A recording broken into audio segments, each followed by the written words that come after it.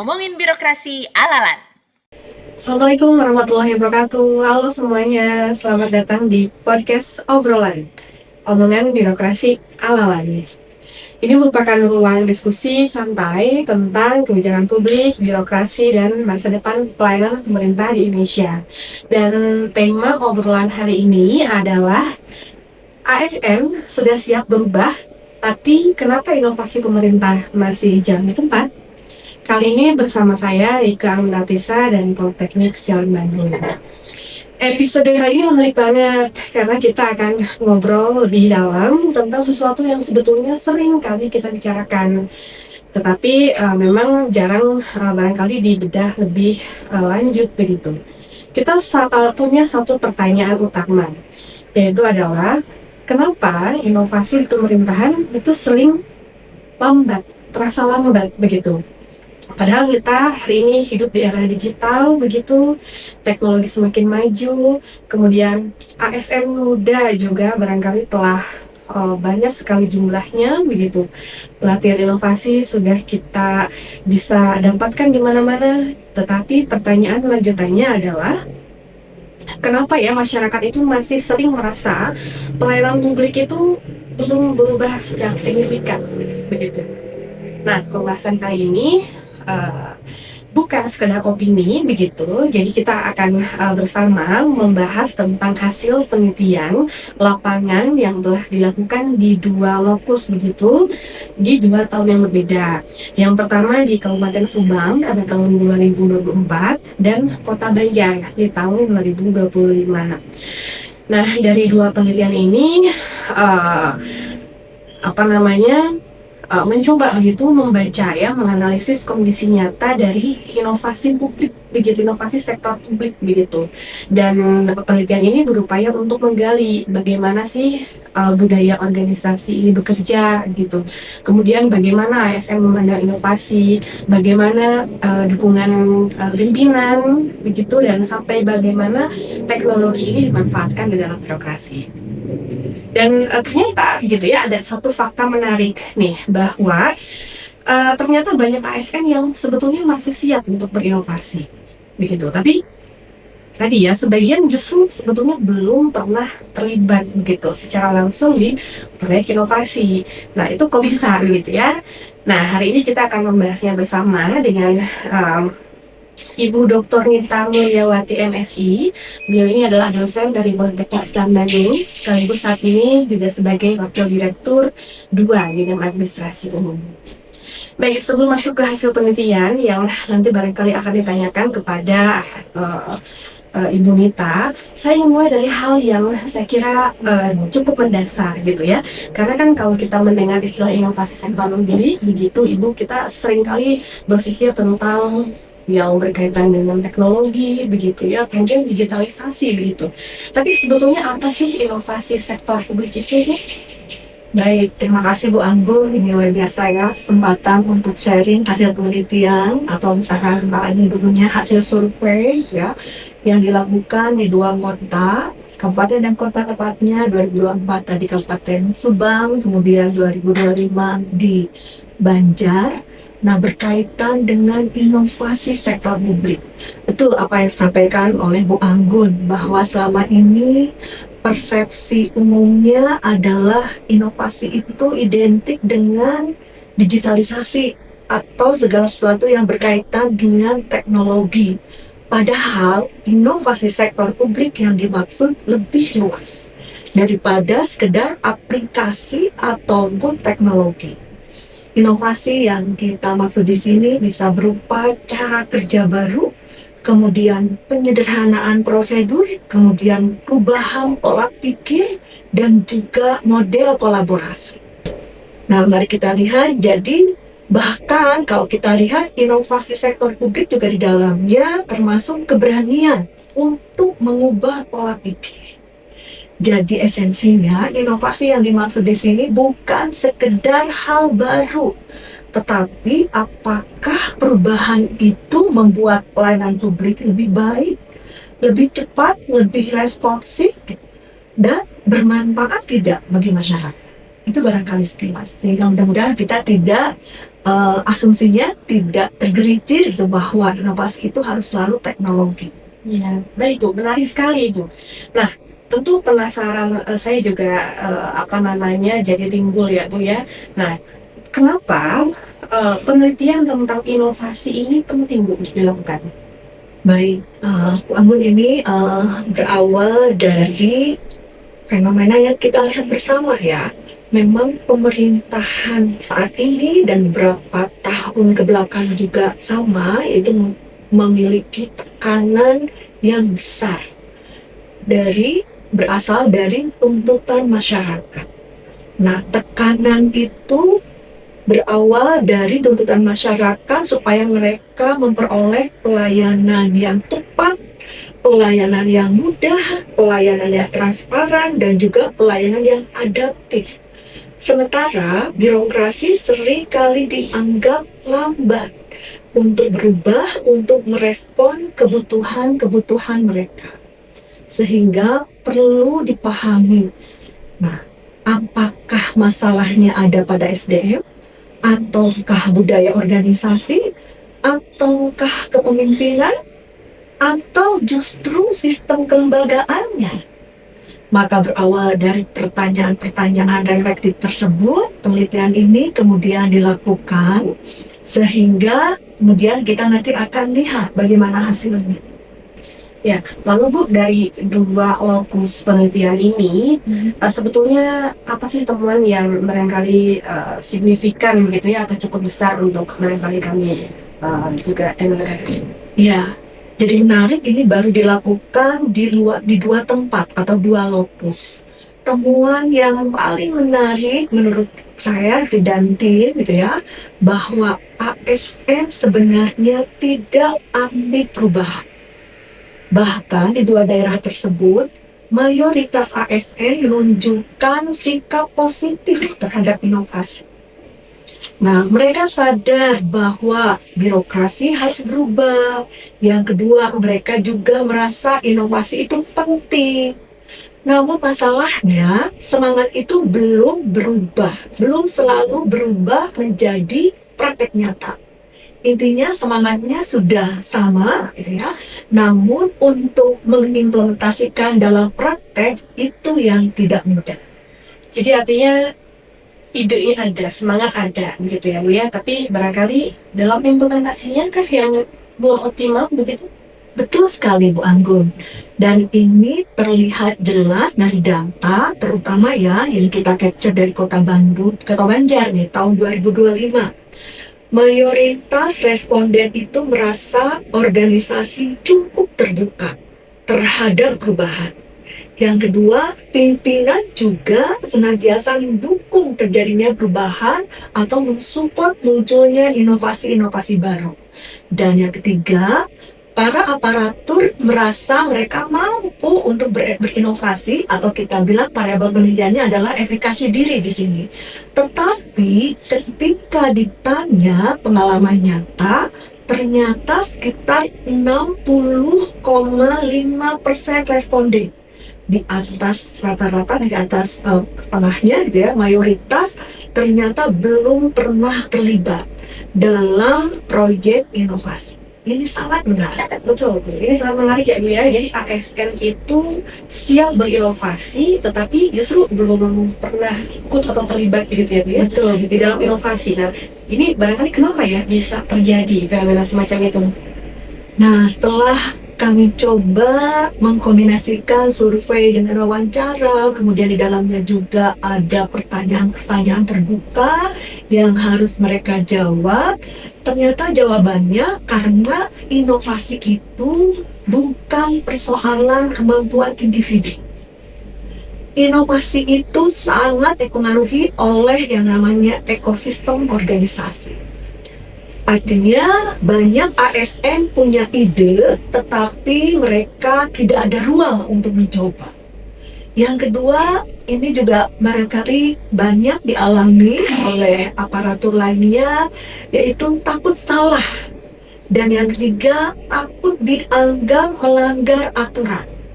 Dan yang terakhir, ini juga menarik gitu hasil temuan kita bahwa ASN merasa inovasi tidak berpengaruh terhadap karir mereka.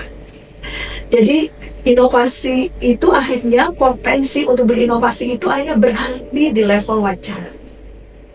Baik, begitu. Jadi problemnya itu sebetulnya lebih ke problem yang sifatnya struktural ya Bu ya, dibanding yang sifatnya personal begitu barangkali. Iya, gitu Bu Anggun. Dan ini juga terlihat ya, kita compare dengan penelitian sebelumnya di tahun 2024 yang dilakukan di Kabupaten Subang.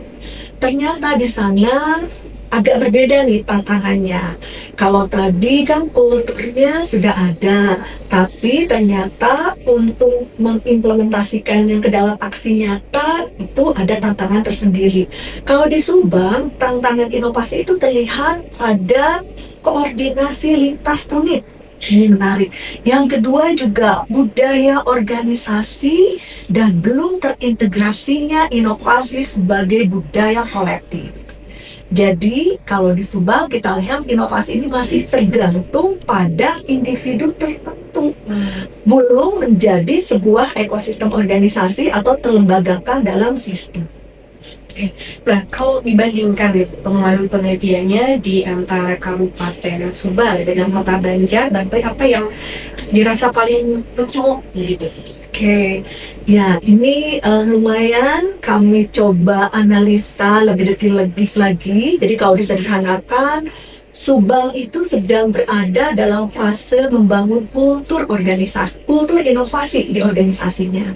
Sedangkan Banjar sebenarnya kalau dilihat sudah masuk ke fase berikutnya, namun tantangan utamanya adalah bagaimana mengubah kultur positif menjadi keterlibatan nyata para ASN di dalamnya. Kalau kita coba lebih sederhanakan lagi, sudah Subang menghadapi tantangan membangun fondasi budaya inovasi, sementara Banjar menghadapi tantangan mengaktifasi budaya inovasi. Ini dua fase yang sebenarnya banyak dialami oleh berbagai pemerintahan daerah lainnya di Indonesia. Lalu di dalam penelitian itu apakah menemukan Bu ada barangkali kan kriteria ASN yang relatif masih muda begitu dengan senior. Nah, apakah itu juga cukup mempengaruhi begitu terkait dengan inovasi tadi? Nah, betul Bu Anggun, temuan hasil penelitian ini melihat fenomena dua generasi ya, responden yang cukup mencolok, generasi muda dan generasi yang lebih senior. Dan tentu saja ternyata hasil penelitian ini sangat berpengaruh. ASN muda dengan karakteristiknya yang lebih adaptif, cepat belajar teknologi, punya banyak ide segar. Kemudian ASN senior di sini memiliki kualitas antara lain lebih memahami sistem, kemudian pengalaman lapangannya lebih kuat, dan juga memahami risiko kebijakan. Masalahnya seringkali dua generasi ini berjalan sendiri-sendiri. Nah, jadi tantangannya sebenarnya bagaimana mengkolaborasikan antara dua generasi ini sehingga menjadi kekuatan inovasi yang luar biasa ke depan. Baik Bu, kemudian Bu ya, hari ini barangkali pemerintah daerah itu seolah sedang berlomba ya, bagaimana berinovasi dan tentu juga berbicara digitalisasi gitu ya.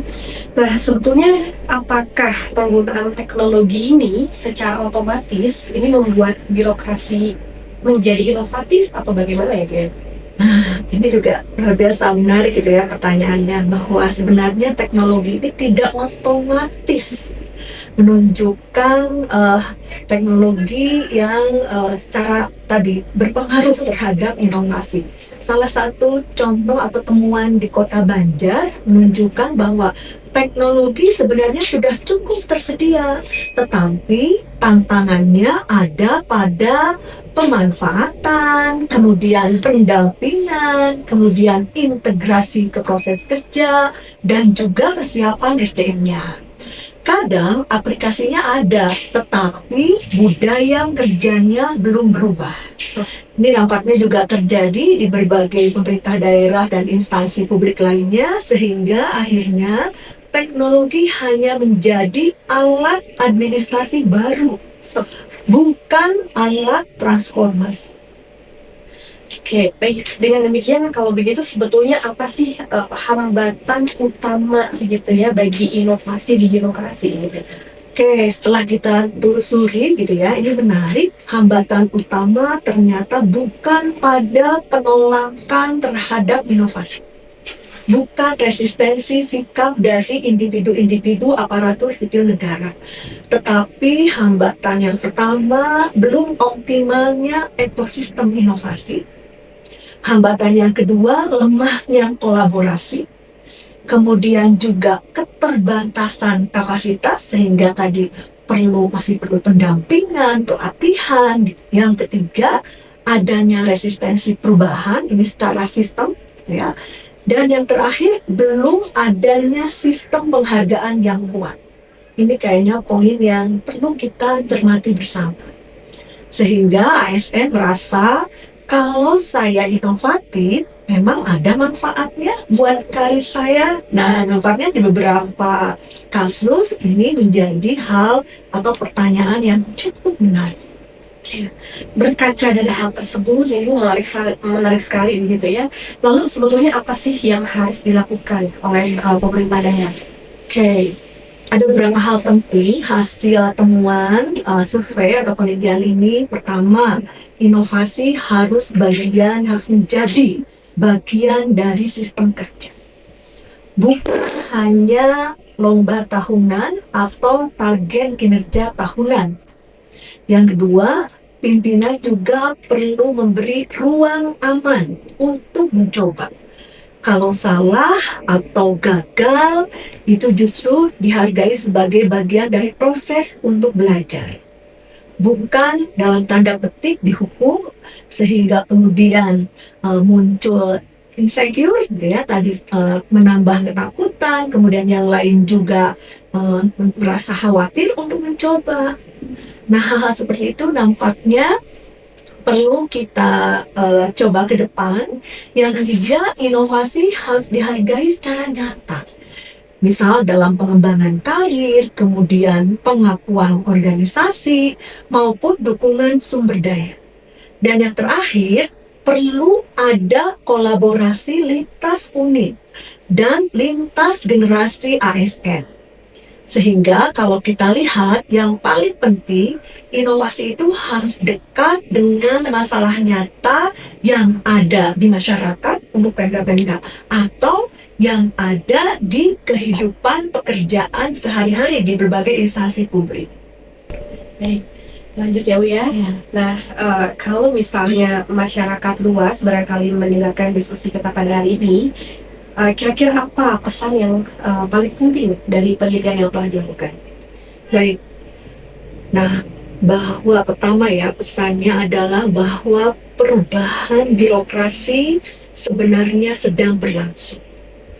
Banyak ASN punya semangat berubah, tentu saja berubah ke arah yang lebih baik. Tetapi perubahan organisasi itu memang tidak instan. Masyarakat sering hanya melihat hasil akhirnya saja, gitu ya. Padahal di dalam birokrasi ada proses yang di dalamnya mencakup perubahan budaya, adaptasi sistem, pembelajaran, dan perubahan pola pikir. Termasuk tadi salah, gagal, diperbaiki, diulang lagi, dicoba lagi. Itu proses-proses supaya birokrasi ke depan menjadi lebih baik. Nah, kalau melihat penelitian di dua lokus ini menunjukkan bahwa sebenarnya fondasi perubahan itu sebenarnya sudah mulai tumbuh. Baik, jadi memang menarik sekali obrolan kita pada hari ini dari penelitian yang telah dilakukan di Kabupaten Subang ya di tahun 2024, kemudian di Kota Banjar tahun 2025. Kita bisa memahami bahwa ternyata memang inovasi itu tidak selalu harus teknologi, begitu ya, tidak harus selalu barangkali terkait dengan digitalisasi, apalagi barangkali hanya dijadikan sebagai hanya slogan upaya untuk reformasi birokrasi saja, begitu ya. Dan dari tadi yang telah disampaikan oleh Ibu Nita, barangkali kita bisa memahami bahwa inovasi itu sebetulnya bisa tumbuh begitu ya di birokrasi Namun ada beberapa hal yang barangkali ini menjadi hal yang penting begitu. Yang pertama, organisasi ini memberikan ruang begitu bagi para ASN untuk dapat mengembangkan barangkali ide-ide kreatif dan seterusnya, juga didukung oleh pimpinan yang memberikan dukungan sekaligus juga ruang begitu ya barangkali Bu. Kemudian juga tadi menarik bahwa ASN ini perlu disediakan ruang aman, rasa aman begitu bagi mereka untuk mencoba ya. Dan memang yang paling menantang adalah bagaimana menjadikan perubahan ini sebagai ya budaya bersama gitu ya. Jadi mungkin pertanyaan kita sekarang bukan lagi pada apakah ASN ini mau berinovasi begitu ya, tetapi sudah bergeser ya ke apakah sistem birokrasi ini sudah betul-betul memberikan ruang bagi inovasi untuk tumbuh begitu. Dan saya kira untuk para pendengar, sampai jumpa di episode berikutnya. Kami ucapkan terima kasih kepada narasumber Ibu Dr. Nita Nurliawati MSI atas diskusi pada hari ini. Dan barangkali kami dapat akhiri sesi obrolan kali ini dengan kalimat penutup ya. Karena perubahan birokrasi selalu dimulai dari keberanian untuk mencoba sesuatu yang baru. Terima kasih. Wassalamualaikum warahmatullahi wabarakatuh. Waalaikumsalam warahmatullahi wabarakatuh.